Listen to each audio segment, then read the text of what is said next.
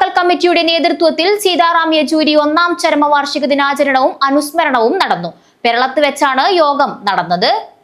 സീതാറാം യെച്ചൂരിയുടെ ഒന്നാം ചരമവാർഷിക ദിനാചരണവും അനുസ്മരണവും CPIM Pulur local കമ്മിറ്റിയുടെ നേതൃത്വത്തിലാണ് പെരളത്ത് വെച്ച് സംഘടിപ്പിച്ചത്. ഗംഗാധരൻ മാസ്റ്റർ തൃക്കരിപ്പൂർ അനുസ്മരണ സമ്മേളനം ഉദ്ഘാടനം ചെയ്തു. ഈ പേരമകൻ നക്സലിസത്തിലേക്ക് വഴിതെറ്റി പോകുമോ എന്നൊരു ആശങ്ക മുത്തശ്ശിക്കുണ്ടായിരുന്നു.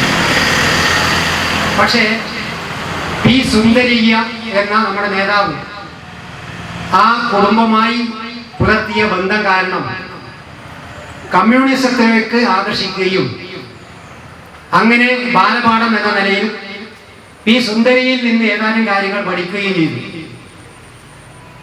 അവിടെ പ്രാഥമിക വിദ്യാഭ്യാസം കഴിഞ്ഞ് അവിടെ CBSE ഹയർ സെക്കൻഡറി പരീക്ഷയിൽ അഖിലേന്ത്യാ തലത്തിൽ 1ാം റാങ്കുകാരനാണ് സീതാറാം യെച്ചൂരി. നിങ്ങൾ നോക്കണം, വിദ്യാഭ്യാസത്തിലെ സമ്പന്നത, സാമ്പത്തികമായി സമ്പന്നത, ജാതീയമായി ഉയർന്ന ജാതി.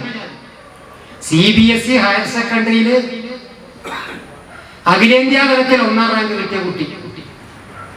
അങ്ങനെയുള്ള കുട്ടി എൻ്റെ വിദ്യാഭ്യാസം 1973 ആകുമ്പോഴേക്കും, അതായത് 21 വർഷം കഴിയുമ്പോഴേക്കും പ്രസിദ്ധമായ സർവകലാശാല ഡൽഹിയിലെ JNU യൂണിവേഴ്സിറ്റിയിലേക്ക് പഠനം മാറി. T. ബിന്ദു അധ്യക്ഷത വഹിച്ചു. Sunu Gangadharan, V. Narayanan master, MV Narayanan, A. Krishnan, P. Narayanan എന്നിവർ സംസാരിച്ചു. P. കുഞ്ഞിക്കേളു സ്വാഗതം പറഞ്ഞു. News bureau, Pullur.